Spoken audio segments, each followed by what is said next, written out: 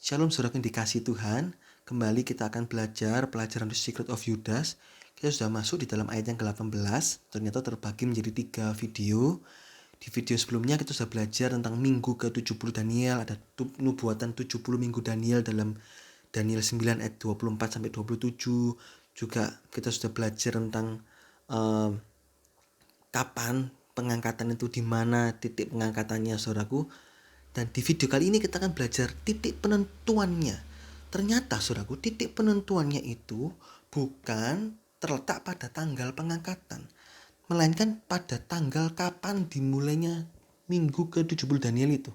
Nah, ini adalah titik pengangkatan, titik penentuannya. Ini tahun 2020 di sini, ya, kita sudah mendekati ini minggu ke-70 Daniel, ada 7 tahun kan, terbagi menjadi 2 bagian, yaitu 3,5 tahun pertama, 3,5 tahun kedua. Titik penentuannya di sini, bukan di tanggal pengangkatan. Kenapa? Kalau titik penentuannya di sini, saudaraku, maka kita akan terlambat. Saudaraku. Jika kita tidak siap masuk dalam minggu ke-70 Daniel, maka kita nggak akan tahu momennya, sehingga tahu-tahu terjadi pengangkatan. Kita baca, saudaraku, dulu dalam Lukas 17 ayat 26 sampai 29, di mana peristiwa pengangkatan itu seperti zaman Nuh dan zaman Lot. Lukas 17 ayat 26, dan sama seperti terjadi pada zaman Nuh, demikian pula lah halnya kelak pada hari-hari anak manusia. Mereka makan dan minum, mereka kawin dan dikawinkan, sampai pada hari Nuh masuk ke dalam bahtera, lalu datanglah air bah dan membinasakan mereka semua. Nah, mereka nggak tahu. Makan, minum, kawin, mengawinkan. Nah, seperti halnya dalam dunia ini, teknologi berjalan, banyak variasi-variasi yang bermunculan, saudaraku. Orang juga makan, minum, kawin, mengawinkan, begitu banyak, gak ada masalah, saudaraku. Dan Nuh ditunjuk Tuhan, ayo bangun bahtera. Dan Nuh dalam 2 Petrus 2 Petrus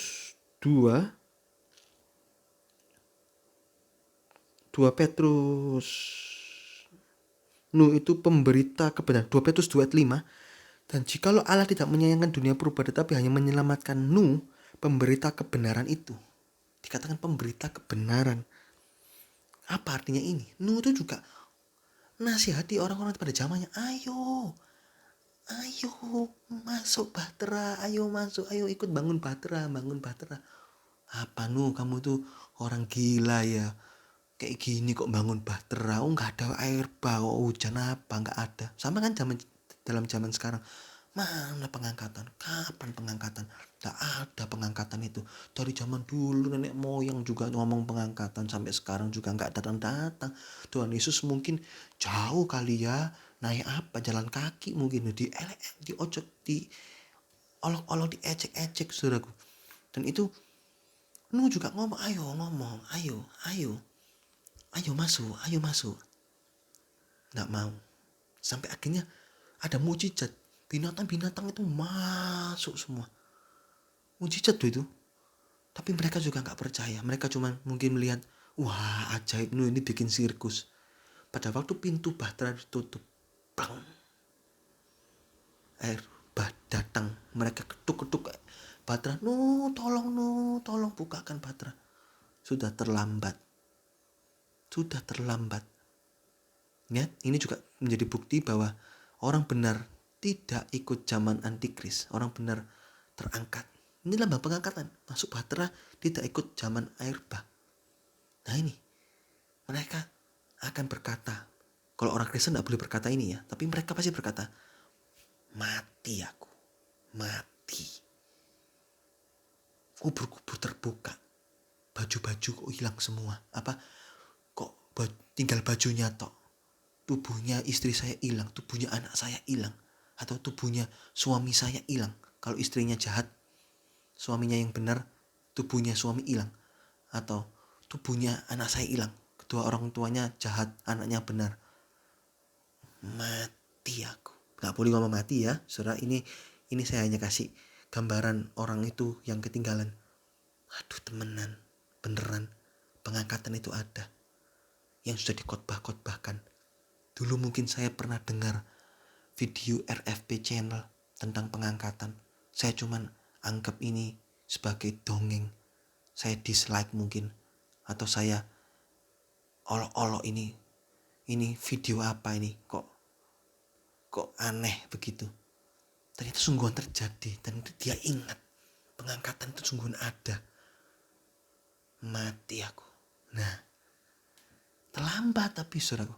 Masuk zaman antikris. Kalau masuk zaman antikris akan terjadi siksaan yang belum pernah terjadi dan tidak akan pernah terjadi lagi. Siksaan yang dahsyat, saudaraku.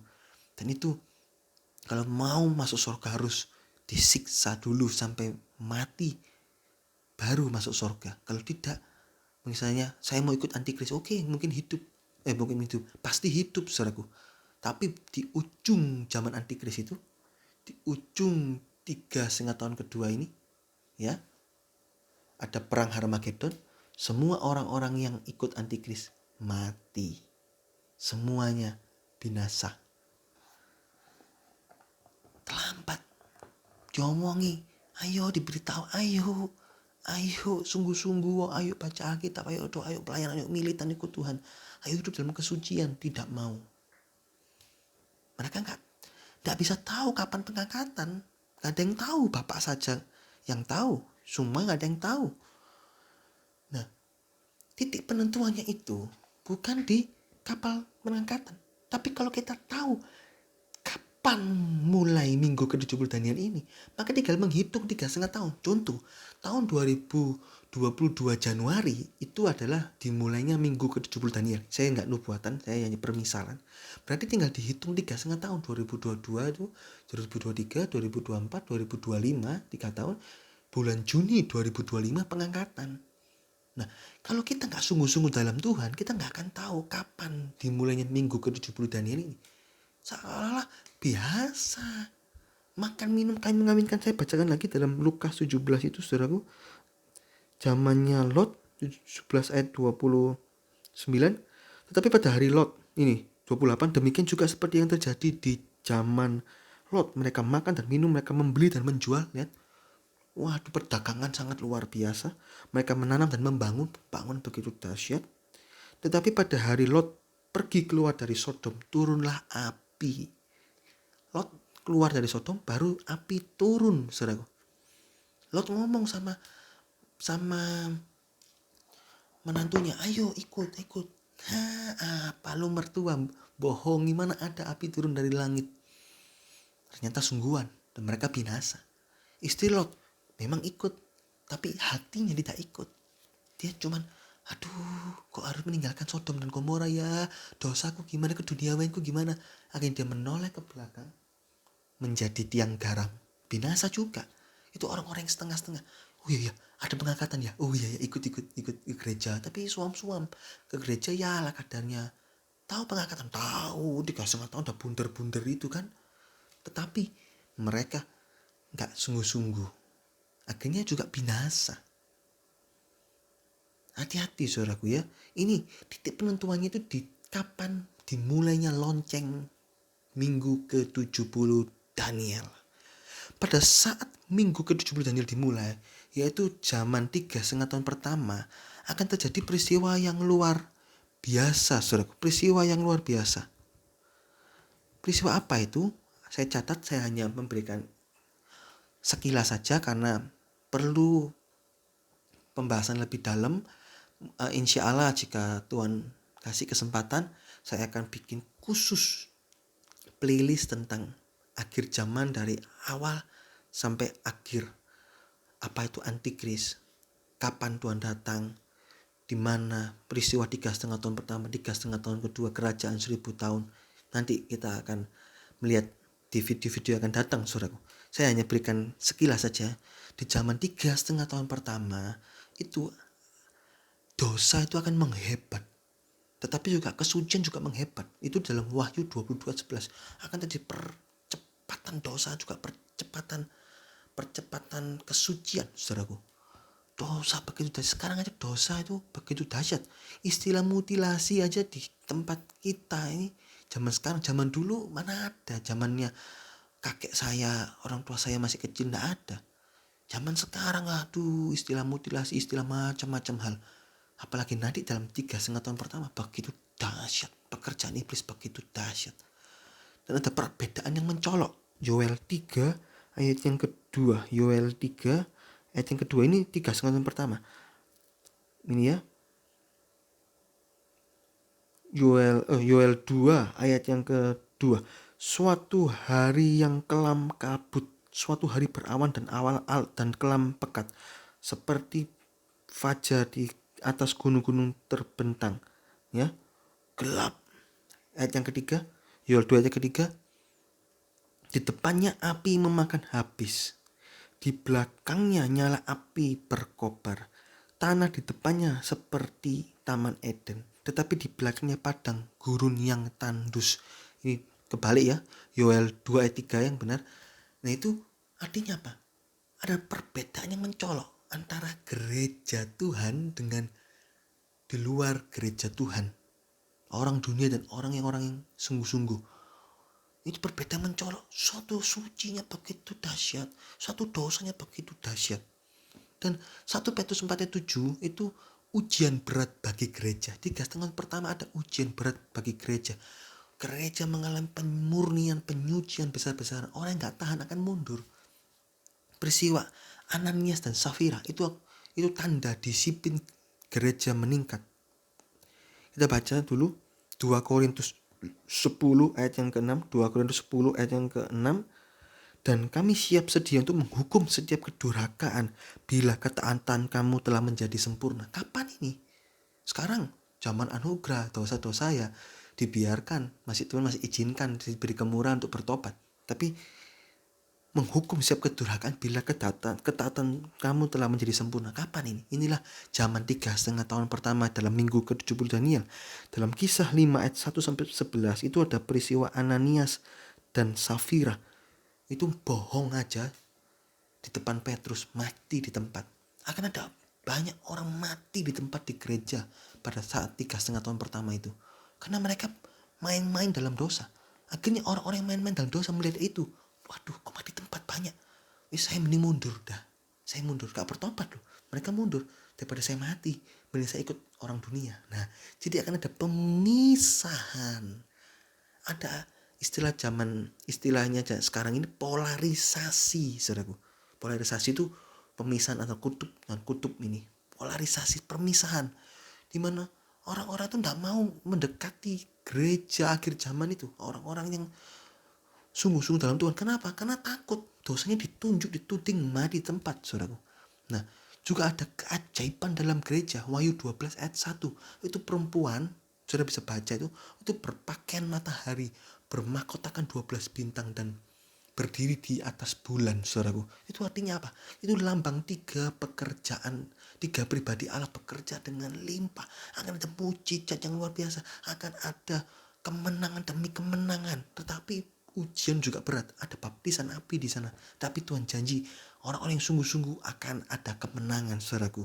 Dan akan ada janji tidak akan mati kalau kita mau sungguh-sungguh. Dalam 1 Korintus 15 ayat yang ke-51, saudaraku.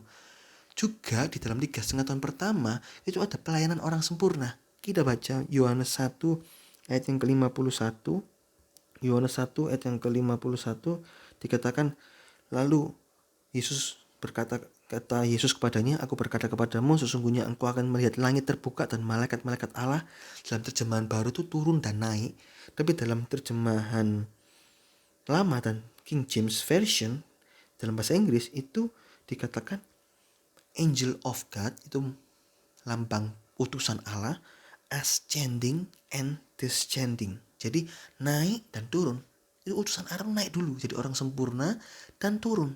Akan ada 144.000 orang sempurna. Itu dalam Wahyu 14 ayat 1 dinubuatkan. Itu tersebar di seluruh dunia. Ya kalau Indonesia dapat 2 orang sempurna, 3 orang sempurna, waduh dahsyat. Ada 1 Tuhan Yesus saja dahsyat tuh seluruh Israel gempar. Itu kita bisa melihat contohnya pada waktu Tuhan Yesus sudah bangkit. Itu setelah 3 hari bangkit dari kematian, dia tiba-tiba datang di dalam pintu yang terkunci, damai sejahtera bagimu. Itu orang sempurna. Tiba-tiba datang dan kamu akan diberikan pengertian firman Tuhan, sehingga firman Tuhan itu akan terbuka dengan luar biasa.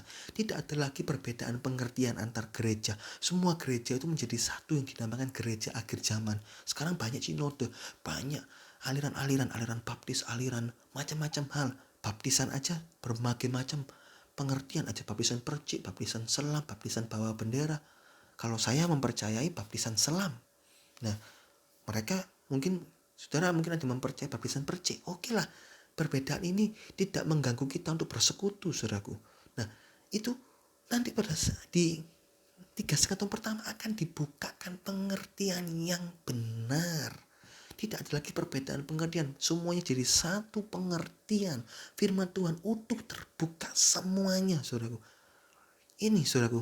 Jadi keajaiban demi keajaiban di dalam 3,5 tahun pertama begitu luar biasa. Suasananya begitu dahsyat. Wonderful, saudaraku. Luar biasa. Tetapi ujiannya juga berat. Nah, oleh karena itu saya katakan tadi dari awal, titik penentuannya itu di kapan dimulai minggu ke-70 Daniel ini. Nah, sebelumnya ini ayo kita mau sungguh-sungguh bersedia. Matius 24 ayat 42, berjaga-jaga bersedia, saudaraku. Karena jika kita tahu momennya tetapi baru sungguh-sungguh, kok rasanya suasana gereja kok lain. Wah, ini rasanya sudah masuk minggu ke-70 Daniel. Apakah orang yang merasa orang itu akan masuk terlambat? Kalau sekarang, saudaraku, orang setengah-setengah suam-suam kuku itu masih ada di gereja. Kadang juga berbuat dosa, kadang juga pelayanan.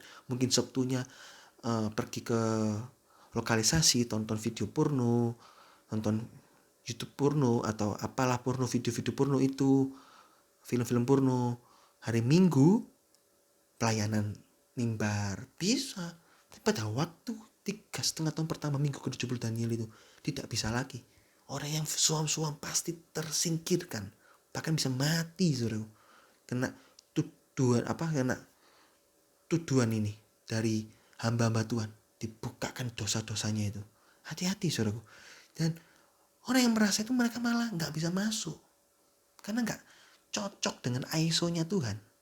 Sejak saat ini kita harus sama-sama mencocokkan diri dengan ISO-nya Tuhan, yaitu adalah firman Tuhan.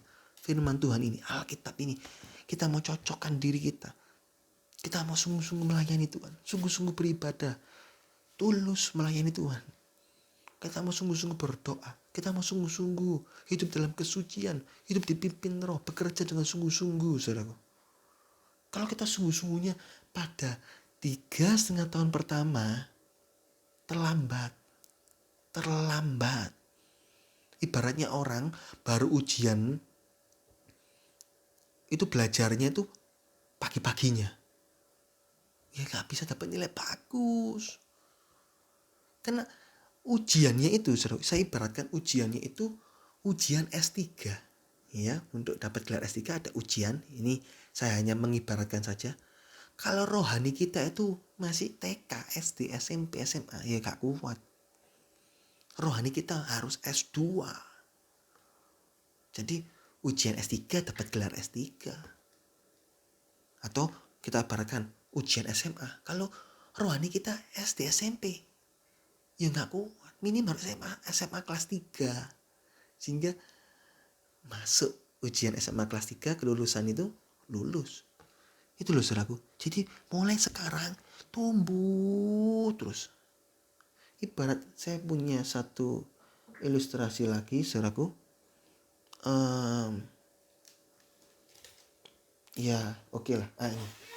Ini ada penggaris, saudaraku. Ada 2 penggaris. Saya punya 2 penggaris. Penggaris yang satu ini ukuran ujian. Pada saat rohani kita segini, enteng ujiannya, lolos. Maka dari itu masih ada Kristen-Kristen yang ber-KTP Kristen walaupun hidupnya dalam dosa. Tapi pada waktu ujiannya itu segini, nah rohani kita masih segini, gagal, gugur, ketinggalan. Oleh karena mulai dari sekarang kita harus naik terus. Pada waktu minggu ke-70 ini mulai ujian kan meningkat ini. kita sudah langsung melewatinya. Kita bisa lolos, kita bisa lulus dan ikut dalam pengangkatan. Jika ada beberapa alasan jika kita bersungguh-sungguh pada waktu minggu ke-70 Daniel itu terlambat. Pertama, orang yang terikat anggur lama tidak akan mau anggur baru. Lukas 5:39. Lukas 5 ayat 39 saya bacakan. Tidak seorang pun yang telah minum anggur tua ingin minum anggur baru. Dalam terjemahan baru, itu anggur tua, anggur baru. Dalam King James Version, dalam Inggrisnya itu dikatakan old wine and new wine. Dan dikatakan the old is better. Orang yang terikat oleh anggur lama, dia akan mengatakan anggur lama itu lebih baik. Daripada saya mati, mending saya ikut dunia, lebih enak dunia. Tertipu oleh arus dosa akhir zaman. Dan akhirnya ketinggalan. Seperti zaman Nuh, zaman Lot. Sudah kelihatan loh, Nuh itu. Waduh, kok ada mujizat di mana-mana. Itu binatang-binatang masuk Batra. Itu lambang 3,5 tahun pertama banyak mujizat. Gereja luar biasa. Tapi mereka juga gak mau masuk tuh. Mereka juga gak percaya tuh. Kenapa? Karena sudah terikat anggur lama. Sampai akhirnya Batra ditutup. Pleng. Dan mereka, apa yang saya katakan tadi? Mati aku. Ternyata beneran ada pengangkatan. Ternyata beneran ada air bah. Terlambat. Tuhan angkat aku. Angkat aku. Aku gak mau masuk zaman Antikris. Jadi denger. Jadi pergi semua. Hati-hati.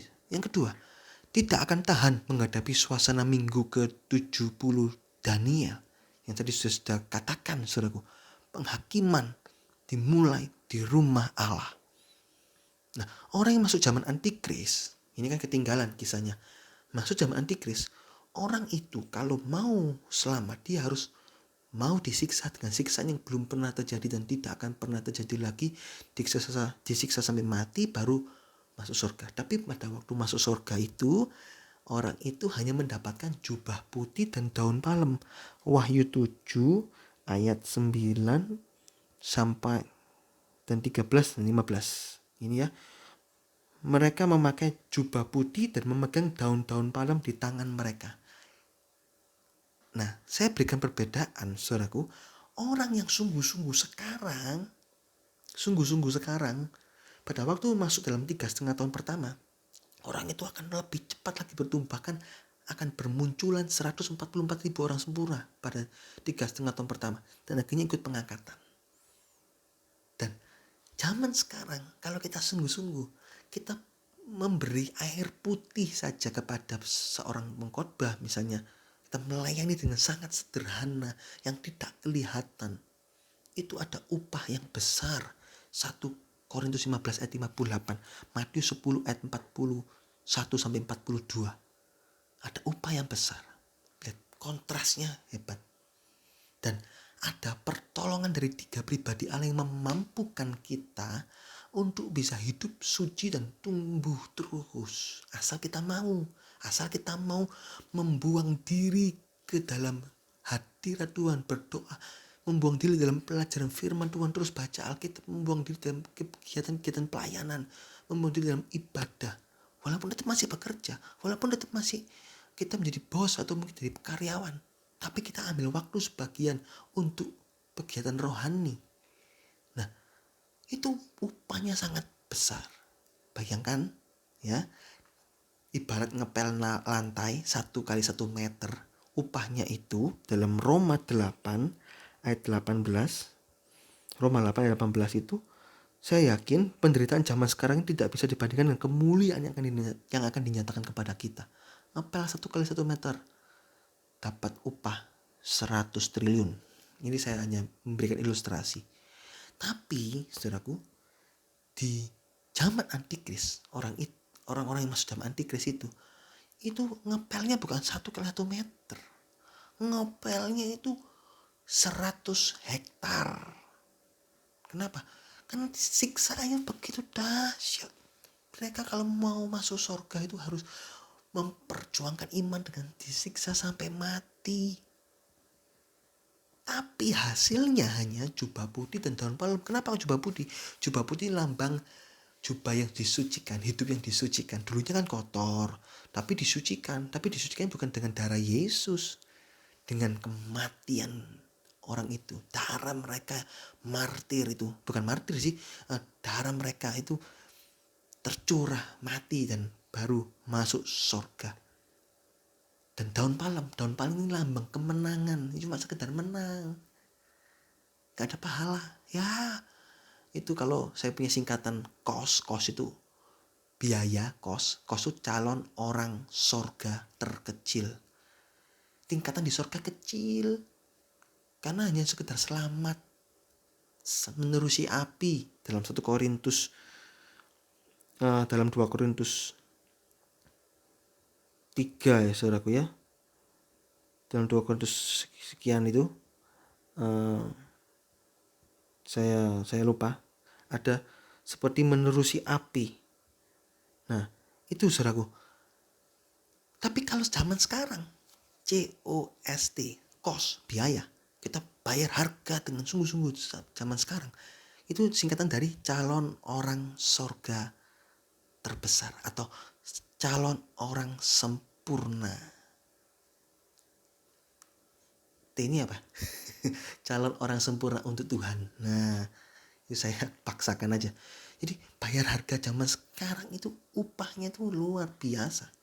Lebih cocok calon orang surgawi terbesar. Bisa calon orang sempurna. Ini saudara, kalau tekos zaman antikris, biayanya begitu dahsyat dengan siksaan itu saudara, mati. Cuman dapat jubah putih dan palem, tapi lebih mending daripada neraka kekal. Oleh karena itu, ayo mulai sekarang sungguh-sungguh, selagi masih ada kesempatan, ayo sungguh-sungguh. Jangan kita mengikuti pengejek-pengejek yang berjalan menurut hawa nafsunya sendiri, dengan mengira janji kedatangannya itu palsu. Tuhan tidak pernah datang. Tuhan tidak akan datang, saudaraku. Kita harus terus bertumbuh dan berbuah-buah, sehingga pada saat masuk minggu ke-70 Daniel sudah tahan dan terus bersambung sampai pengangkatan atau jadi orang sempurna, saudaraku ya. Nah, ini ya. Nih, titik penentuannya. Saya masukkan di sini lagi supaya saudara paham betul. Ini kesempatan terakhir. Kalau saudara mungkin melihat video ini waktu saudara pada zaman antikris, saudara waktu melihat video ini saudara berada di sini, saudara ini kesempatan terakhir. Pertahankan imanmu. Jangan sampai saudara ikut antikris. Gak apa-apa disiksa sampai mati. Cuma disiksa mungkin setahun 2 tahun terus mati. Masuk surga. Daripada ikut antikris akhirnya juga binasa di perang Harmagedon dan masuk neraka. Ya, hati-hati saudaraku. Tapi zaman sekarang, saat ini kalau saudara mendengar video ini, kita mau sama-sama berjuang dalam iman, sama-sama bertumbuh dalam iman, sama-sama melayani Tuhan, sama-sama sungguh-sungguh hidup dalam kesucian. Kalau pelayanan sudah jangan harap-harap untung apa, yang penting melayani dengan tulus. Tuhan yang memberkati, gak ada mancing-mancing, yang penting korban aja. Kadang kita rugi ikut pelayanan, tapi gak apa-apa, Tuhan yang akan memberkati hidup kita. Puji Tuhan, Tuhan Yesus memberkati saudaraku. Kita akan masuk dalam video yang akan datang di dalam ayat yang ke-19. Puji Tuhan, Tuhan Yesus memberkati.